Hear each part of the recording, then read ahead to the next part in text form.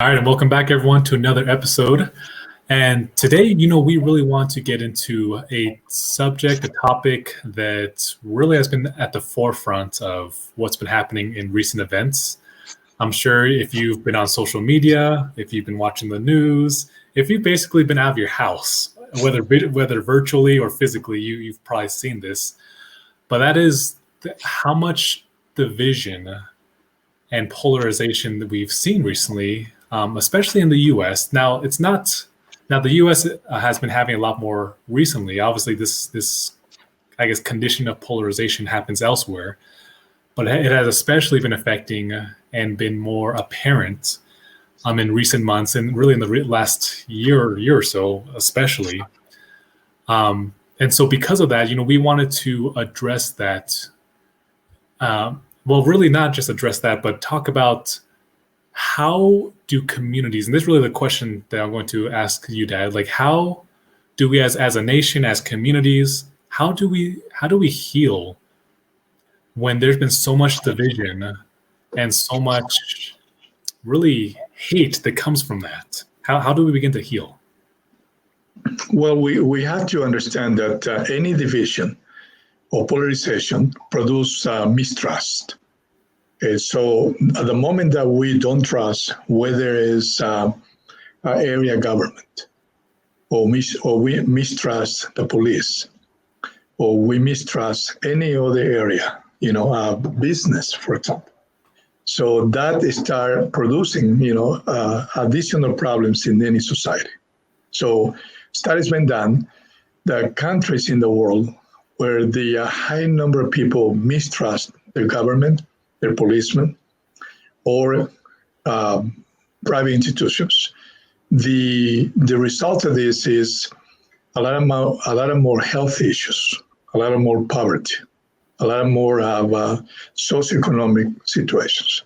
So this is a fact. So, anyways, as a society, if we get to that point where literally there is mistrust for the things that are governed, the institutions that are sustaining and maintaining the balance in that particular government, there is a sign that we have to do something about it. So we don't fall on the places where many countries have fallen to. And even where there still is possible to emerge from that to a better life. So mistrust is one issue. So in the latest days, we have seen a lot of things that we never see in this country, at that level. Okay. But of course, this just didn't happen, last week. This is something that's been building for a long time. And of course, there are no doubts that there are agendas. There are people that want power. There are also another group, which is people that are very dissatisfied. And they are on the extreme part of the polarization. So these two groups are, the one that actually promote that the rest of the population, fall into around a misinformation. See, the one that want power, it needs to recruit a majority of people to follow their opinions and, so they can sustain and keep in power or create a vote, a favor. And the one that's on the extreme, which is not really a lot of people. Okay. For example, in this country, there is probably about 200 million people that could decide, what kind of government, how to keep the democracy, And the majority of the people in this country, they're not really one division. But then there is a group, which is a minority, okay, probably on the maybe 1 to 3%. The population was still big compared with the big country, that we're in. See, the majority of those people, mainly, okay, those extremists, they have a lot of situations, and they also need help. But nevertheless, their position is dissatisfied. So anything that comes their way, that will open the door to jump into trying to create disturbance, they will sign for. Okay, they will go for. whatever it is. So if there is a big microphone, someone that wants power and send information, and normally the information is sent to those groups. It's not to the majority. Okay. Of course, they want the majority, but the way to really gain that popularity is if a message is sent to those extremist groups, the extremist group is willing to do the work, is willing to go out, and participate in riots, is willing to get a gun and shoot somebody, is willing to even invest money of their own money, okay, to assure that, the voice is going, and they will actually do a lot of work on media. Okay, and that's what basically you're doing. You're recruiting, like if it's a 1% of population, like let's say 200 million voters in a country like the United States, and it still is 2 million people. That's a lot of people. No, if these are a number of extremist people, not everybody is going to be willing to shoot someone. No, but the majority of those people are willing to spend money, invest their time, do whatever it takes, spend time on the computer, sending information, misinformation to the rest of the population.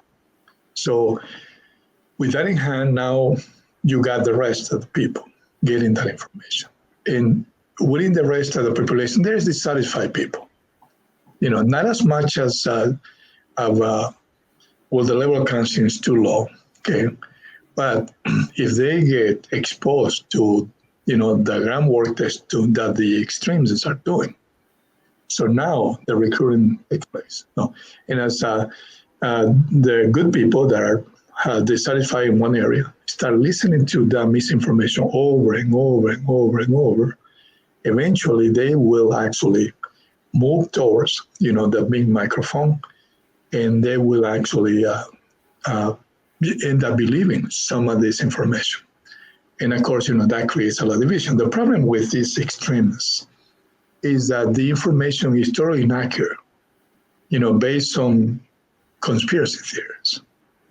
But you don't like anything, you repeat a lie over and over and over.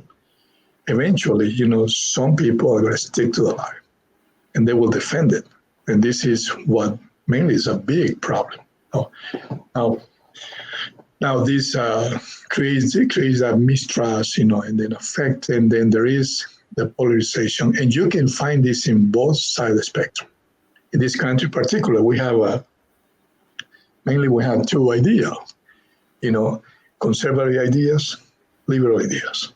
Okay, both of them are so good. They have opinions that are so important. And basically, we have been going through one party winning the elections in some occasions, another party wins the elections.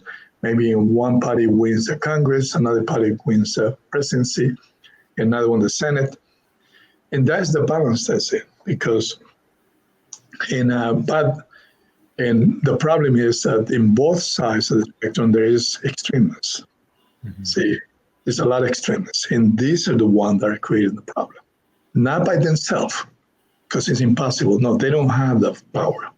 Really, the power, they don't have the big microphone. But if any of these extremists join, somebody with a desire of power, then it can really drown a lot of people in either one of the sides of the spectrum. And eventually you're going to have what it's just been happening. Like the riots that just happened in Capitol, the riots that happened with, Black Matters. In both, and there were people that they were actually extremists in both sides, okay? And they took advantage, and of course, there is not, and this has to be denounced, and it has to be, we're standing for this is not allowed, it can be, this is not our country, okay? And these people don't represent really neither one side of the ideals and opinions. They don't, but if we kind of entertain those ideals or entertain the conspiracy theories that are coming from people that are on that extremes, we can really direct our personal life in the life of the society towards something that normally you see in countries that have been damaged their own trust. Now, from the perspective of politicians, some politicians actually that's what they want. Some politicians want division because the division will actually help them. Okay, so the way to do it is they preach and they talk about these things, dissatisfaction, and they do in a way to produce separation, okay, and demonize the other side, okay, and make believe to those that have already been recruited towards believing in those conspiracy theories, to believe that be truth, and in these times, there's been used so information that's totally like to laugh. If we were to listen to that stuff like 30 years ago, we see in those extremely magazines, Inquirer, for example, this is a newspaper that's extremist about things that are not even true. We hear or we read some of those articles 20 years ago, we're going to laugh and say, oh my goodness, who would believe that a reptile, like this is one of the conspiracy theories that's now, and it's been like, people believe it. A reptile is, it's turning into man and it's becoming a congressman and it's becoming, this actor. See, we saw that and we use this newspaper to laugh 20, 30 years ago, 40 years ago. Okay. And, it was nothing where we took it like, that's the truth, But some people will read it. I mean, it's just a number that's so small, and they will actually believe. Okay, but nowadays, see those texts that were in the newspaper to laugh now are on the social media. No, there are videos around about reptiles turning into a congressman, and reptiles doing this. In Inquirer, for example, 30 years ago, you're gonna read an article about pedophiles being in this particular party, and these individuals that are figures that are well known to be like running a ring of pedophiles. They're taking little kids and kidnapping them. See, those things were actually a laugh matter, and now they are circulating around these groups.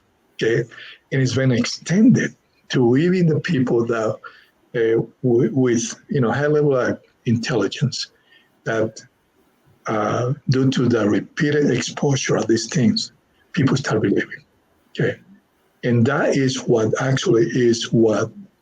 extremists, politicians, and people with desired power love it. They love that. I mean, they don't believe in the stuff much. They just wink only, okay, with a wink to that information. But that is a good news for them. The majority of people get engaged and entangled without this idea. Because now something extreme is possible to turn into a belief. Now it's easy to say another story and make it a belief too. So, and all you have to do is you repeat, and that creates a lot of damage. So we are in this time, this is what's happening. Okay? And we still can heal. So, you have the question, how we do the healing. Mm-hmm. Okay? Now, here's the thing, those that are listening to us. Within your own family and friends, there might be people with a different opinion. There might be people that are very entangled with some of those ideas. There might be people that might be preaching about those ideas. It could be people that you attend to your own church or live in your neighborhood, or maybe a cousin or brother or somebody in school. So, rule number one, okay? Don't demonize these people, okay? If any of them, for some reason they participate in something that's illegal, okay, of course, they have to face a lot.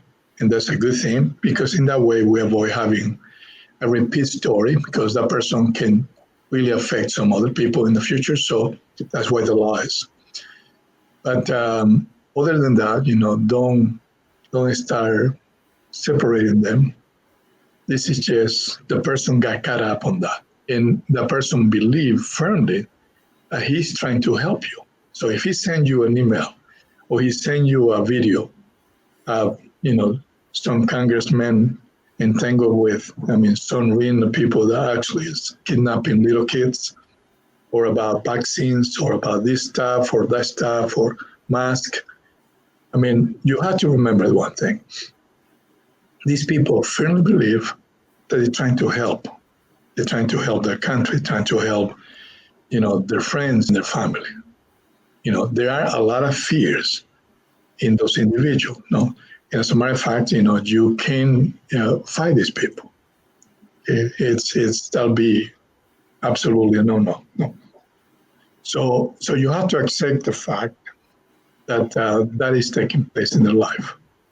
So you have to accept the fact too that these things, they don't last long. There are a few people that will stay entangled until they die, okay, with these ideas.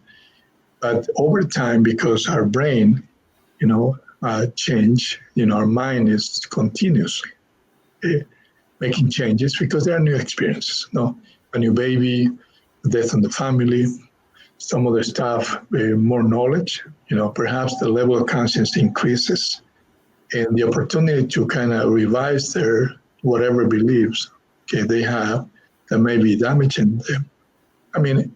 Those experiences will help to provide an opportunity, to make changes. So now, if it's a close friend of you that is insisting that you, and is sending you information, and it's somebody that you love, I will probably do this. I will probably, ask them question, okay, where did you get this from?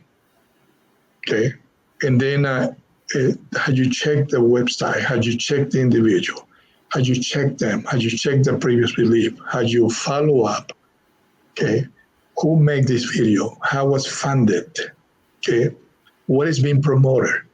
Okay, if this video is creating a number of followers, trying to find where the followers are landing. Okay, because he could be landing to a political party with interest. It could be landing to a religious group. Could be landing to a business. Okay, remember we're living in the time when likes and followers are the name of the game. Is that correct or not, Ulysses? Oh, definitely followers. Yeah. So once you have the followers, you have the money. That it means a lot of money, whether it's for donations, whether it's to sell a product, whether it's to pursue people to continue with your ideas. Sell a book. So we had to really figure out that. And a lot of people don't comprehend still what is the magic of this social media and the internet. It's a new trend.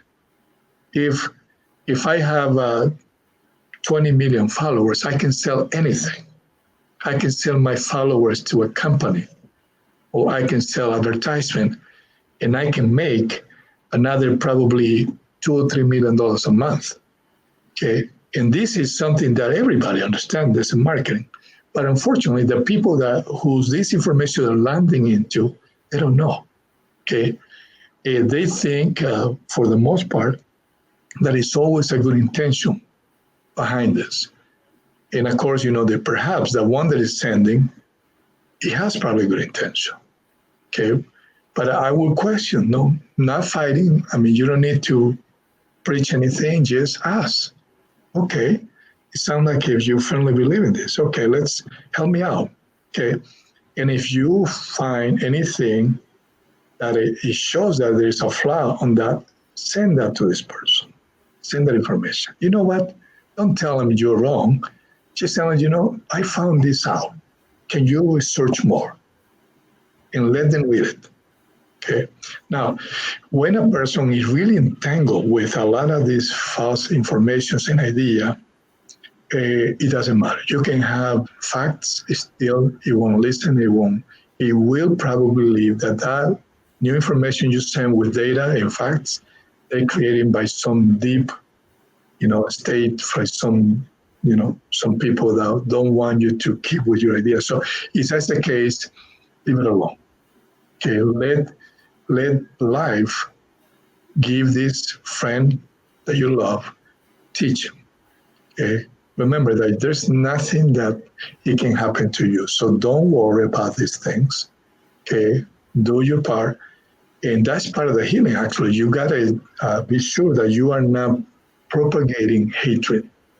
If your cousin have these ideas and they're wrong, and you know they're wrong because you have done your own homework, okay?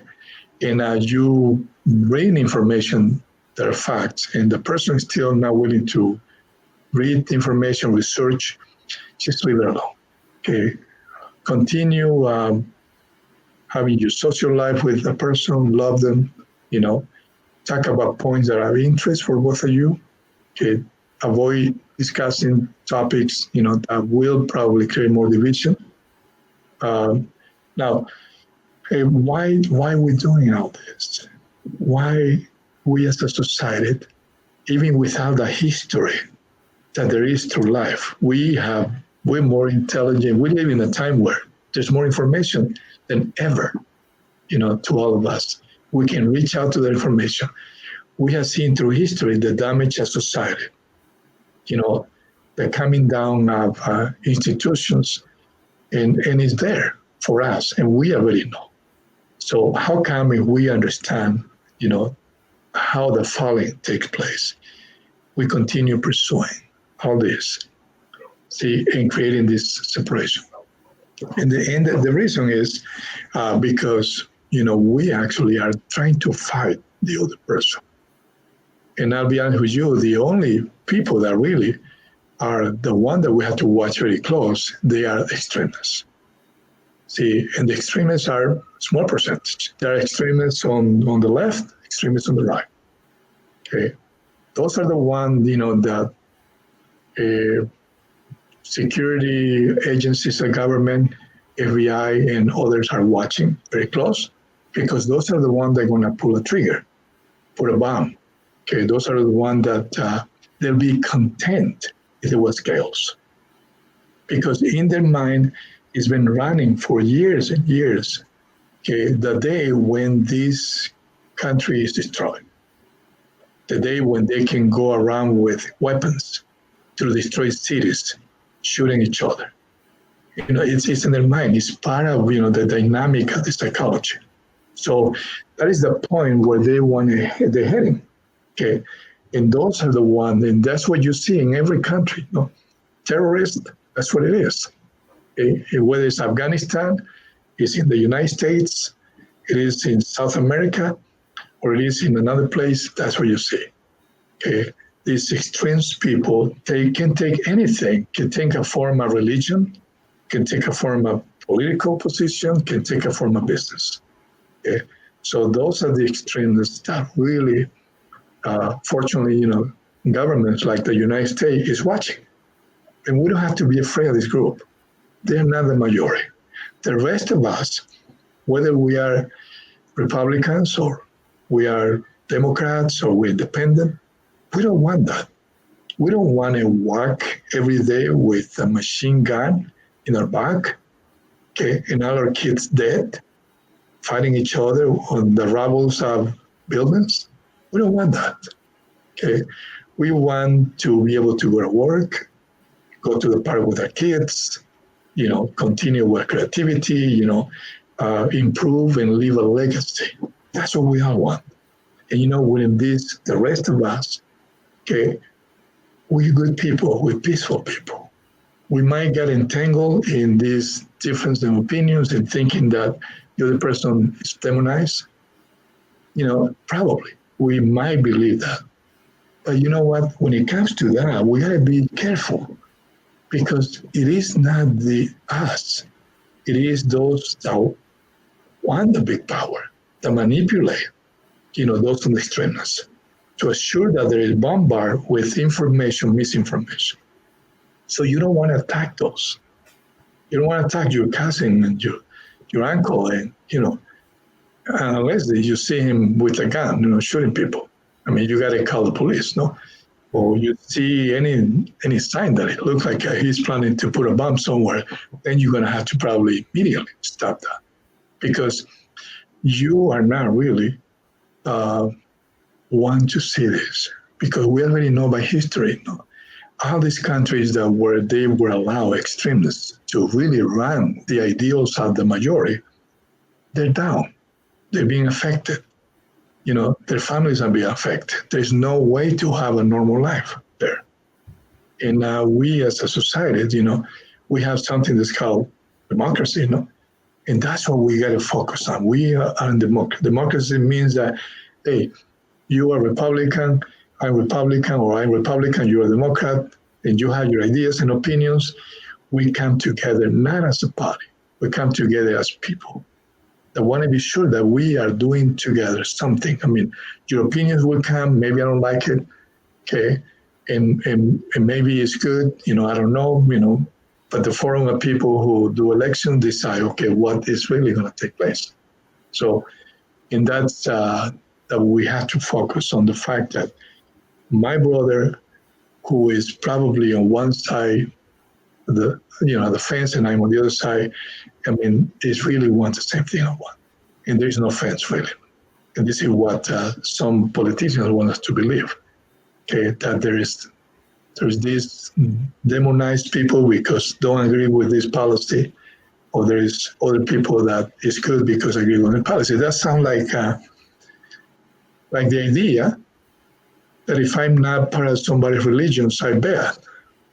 The idea that if I'm not abiding by your standards and I don't eat what you eat, I'm a bad person, no? Or I don't listen to your music, or I have a different color of skin. Okay, that is sick. Okay, and that's not what we are. So the healing, we work together to understand that. Of course, I do prefer a building, a bridge to be built from here to the other side of my lake, and the other person prefer not to. So here it is. Okay, I'm thinking that will facilitate my commuting. The other person is thinking, no, we're going to have too many people driving around this community, and maybe it's not the best. So, both are right, but at the same time, the people will vote for something that is probably wanting to be done. And once one is accepted, I just need to be committed to accept. The bridge is not going to be built so I can cross it in, say, 15 minutes to work, and I have to accept that. Okay, it was a vote of the majority, and perhaps there's something good around that decision for the next generation. Something that maybe I don't understand. So here's a question then. So we talked about healing, as families, healing communities. So a lot of people, I guess, going through this time, they start to feel a lot of anxiety. They start to feel a lot of maybe depression, maybe just feeling emotionally drained from everything that they've been seeing. So how do we, I guess, heal individually during a time when there's been so much division? Yeah, it is important, our health. So I cannot change, anybody or make any change in the world unless I change here, no? So I need to really work on controlling my mind, my thoughts, controlling my behavior. So that's the first.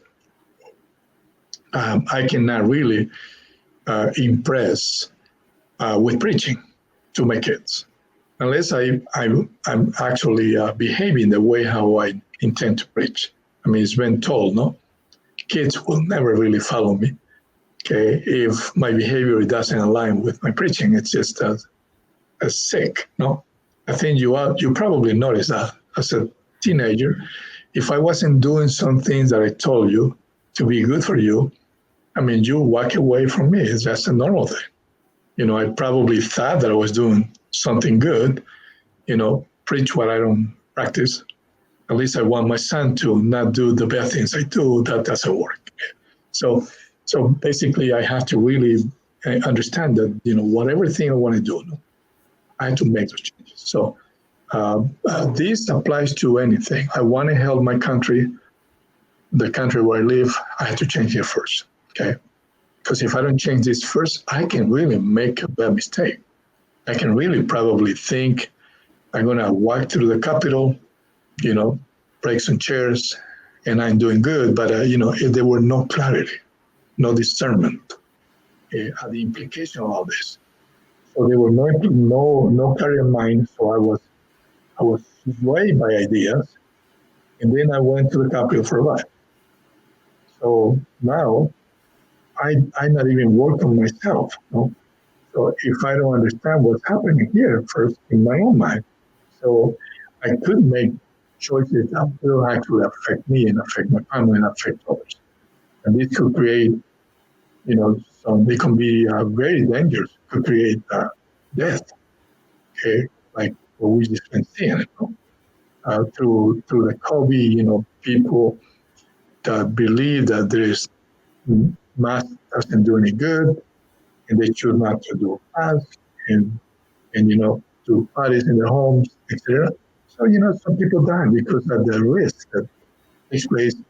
If my mind is not clear, there'll be no discernment when information comes, and then I make wrong decisions that will affect people's life and affect other people. So the changes it has to take place right here. So what do I need to do? I need to really know, why am I doing what I'm doing? Okay, why am I thinking how I think? What are the consequences? I need to understand how it's going to affect those around me. And this has to be done in any area, any area of our life, whether it's finances, whether it's I am intending to do something like attack my spouse, because I think he doesn't love me, or attack my son verbally or physically because I think, he's lazy. So that is, if I don't have the ability to do that, then these thoughts and beliefs, that I have really strength to continue thinking about these things that are not healthy, mental health. So as I was saying, the thing, if our thoughts and our behavior are not checked, these become reflexive. What it means is the body and the brain, with intent to save energy, is going to put this information into a high-speed highway. So I could become reflexive, which means I don't even think. It's just like walking, no? Okay. There's systems that helps me to walk without thinking. And that is where my brain can put attention to where I'm going at the same time that I'm talking to you. So there's these two things that the brain can do. It can be attention to two things. And the fact is that when our thoughts and our behaviors are reflexive, they're good if they're being thoughts that are building you, that are helping the community, that are helping your family. But if the thoughts are being corrosive, like my son is lazy, my spouse doesn't love me, I'm stupid, the other side of the fence is stupid, my neighbor is this, now it's a problem. And if we don't have the ability to really have control over our mind, we can fall into really a long time of suffering because, that's what we're going to get. So I will say to the people that are listening that not worry about what's taking place now. There are stress that comes along this situation. There are anxiety, but this thing, it shouldn't last long. It will last, depends on the information, like when we were in 9/11, no? Terrorism, people from another country attacked our country. We were shocked. There was anxiety in the country, there was stress, but of course, our government was able to kind of come together, ease us up, and then we're able to pull out. And together we build, we give support to the decisions that were being made to assure that there's safety. We come together, we make decisions. So in these latter days where we see all these awful things taking place, we have to remember that this stress doesn't have to last forever. It's just a short period of time, unless you start attacking everybody else, unless you start thinking too much. If you start rewinding these videos over and over and over, no, then of course you're going to have a lot of stress. So I recommend you to do some things that will help you. Like we got a lot of stuff in connection in current therapy that will give you tools to implement, so you don't keep the stress level inside you longer than we're supposed to be. Awesome. All right. Well, I think we'll just wrap up with that. Yeah, guys. I mean, it's definitely a time to. I think I would say reflect and. A time that we really need to have a lot of healing in our communities, in our families, and in ourselves as in order to move forward into a much better future. Because as you mentioned, obviously, if these divisions continue and if they grow, that's like no one wants that. No one's going to want the consequences of that. But if we can learn to heal, if we can learn to really like connect better with each other as communities, even when we have different opinions, then we can move forward making really good progress and really having a much healthier and happier community, which I think is what everyone wants at the end of the day. The other part is that I want to advise to the people that are listening to this. It is that once when you find something that will help you to improve your life, take action. Because not taking action, it will keep you sitting on this stress condition, and it can bring you to anxiety and potentially depression. So take action to make the changes, work towards that. And of course, we all want our families doing well. We don't want toxicity in our environment. And we can contribute to toxicity if we don't have a control over our mind. Awesome. And on that note of anxiety, we will be talking about anxiety our next 2 episodes. And so stay tuned because we have some good stuff that we're going to share. So with that, we bid you farewell and have a fantastic day, night, whenever you want.